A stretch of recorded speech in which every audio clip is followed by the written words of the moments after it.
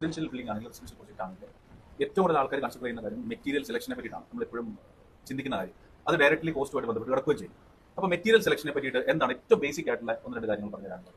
വേറെ എന്തെങ്കിലും അതിനെ പറ്റിയിട്ട് പറയാൻ വേണ്ടിയിട്ടുണ്ടോ? തീർച്ചയായും ഈ ഒരു സിനാരിയോയിൽ ഏറ്റവും നമ്മൾ അഡാപ്റ്റ് ചെയ്യേണ്ടത് പ്ലാനിങ് സെക്ഷനിലാണ്. ഫോർ എക്സാമ്പിൾ നമ്മുടെ ബഡ്ജറ്റ് കാര്യങ്ങൾ ഡിറ്റർമൈൻ ചെയ്യുമ്പോൾ നമ്മുടെ പ്ലാനിങ് ലേഔട്ട് എങ്ങനെ ഇരിക്കുന്നു അതനുസരിച്ച് നമ്മുടെ ബഡ്ജറ്റ് മാറി. മെറ്റീരിയൽസ് മാത്രം ഓറിയന്റഡ് ആയിട്ടല്ല, പ്ലാനിങ് സ്റ്റേജിൽ തന്നെ നമുക്ക് ചെയ്യാൻ പറ്റും.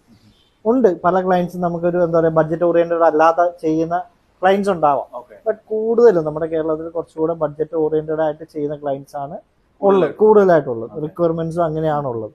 ഇപ്പോൾ ബഡ്ജറ്റ് ഓറിയന്റഡ് ആയിട്ട് ചെയ്യുമ്പോൾ എന്താണ് ക്ലയന്റിന്റെ ബഡ്ജറ്റ്, അതുകൊണ്ടാണ് നമ്മുടെ പ്രീവിയസ് വീഡിയോയിൽ നമ്മൾ പറയാൻ കാരണം ഒരു ആർക്കിടെക്റ്റിനോട് സംസാരിക്കുമ്പോൾ എത്ര ഓപ്പൺ ആയിട്ട് സംസാരിക്കാൻ പറ്റും. ബഡ്ജറ്റിന്റെ കാര്യത്തിലാണെങ്കിലും അതിന്റെ ബാക്കി പ്രോസസ്സിന്റെ കാര്യത്തിലാണെങ്കിലും എന്തൊക്കെ ഓപ്പൺ ആയിട്ട് സംസാരിക്കാൻ പറ്റുമോ അതെല്ലാം ഓപ്പൺ ആയിട്ട് സംസാരിച്ചാൽ മാത്രമാണ് ഈ ബഡ്ജറ്റിൽ അവർ പറയുന്നത് ഇപ്പോൾ 45 ലക്ഷം അല്ലെങ്കിൽ 50 ലക്ഷത്തിലാണെങ്കിൽ അതിൽ അവരുടെ റിക്വയർമെന്റ് ഉൾക്കൊള്ളിക്കൊണ്ട് നമുക്ക് ചെയ്യാൻ പറ്റും.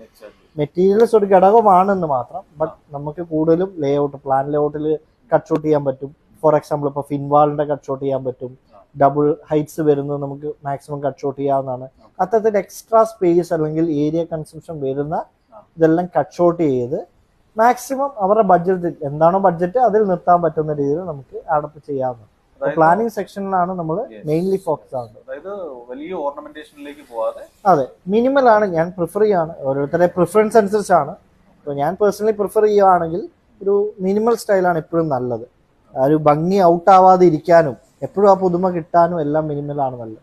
മാത്രമല്ല ഒരുപാട് പാനലിംഗ് വർക്ക്സ്, ഒരുപാട് ഡീറ്റെയിൽ, അതൊക്കെ കുറച്ച് ഓവർ ഓർണമെന്റേഷൻ എപ്പോഴും ശരിക്കും പറഞ്ഞാൽ ബഡ്ജറ്റ് നമ്മളെ നശിപ്പിക്കുക മാത്രമല്ല അതിലെന്താ പറയുക ഒരു സ്റ്റൈലും ഒരു 2-3 വർഷം കഴിഞ്ഞ സ്റ്റൈല് മാറി. അപ്പൊ അത്തരത്തിൽ സ്റ്റൈല് മാറുമ്പോഴും ഇത് പ്രശ്നമാണ്. മിനിമൽ ആയിട്ട് അല്ലെങ്കിൽ ഒരു ഹോം ആർക്കിടെക്ചറിലൊക്കെ ചെയ്യുന്ന ഒരു ഡിസൈൻ ആണെങ്കിൽ അത് എപ്പോഴും ആ പുതുമ ഉണ്ടാവും. മിനിമൽ ആണ്, ബഡ്ജറ്റ് ഓറിയന്റഡ് ആയിട്ട് ചെയ്യാൻ പറ്റും, എന്നാൽ എപ്പോഴും എത്ര കാലം കഴിഞ്ഞാലും ആ പുതുമ നിലനിർത്തുകയും ചെയ്യും. അതെ, തീർച്ചയായിട്ടും. അതായത് പറഞ്ഞു വന്ന പോയിന്റ് എന്ന് വെച്ചാൽ പ്ലാനിംഗ് സ്റ്റേജിൽ തന്നെ ചില കാര്യങ്ങൾ നമ്മൾ കൺസിഡർ ചെയ്യേണ്ടതായിട്ടുണ്ട്. ബഡ്ജറ്റ് നമ്മൾ നിർത്തണമെന്നുണ്ടെങ്കിൽ നമ്മൾ പ്ലാനിംഗ് സ്റ്റേജിൽ തന്നെ നമ്മളത് ശ്രദ്ധിച്ച് മെറ്റീരിയൽസ് ഒരു ഘടകമാണ്. മെറ്റീരിയൽസ് ഘടകമായിരിക്കുമ്പോൾ തന്നെയും പ്ലാനിംഗ് സ്റ്റേജിൽ ആ കാര്യങ്ങൾ ശ്രദ്ധിക്കേണ്ടതായിട്ടുണ്ട്. എക്സാക്ട്ലി. Thank you.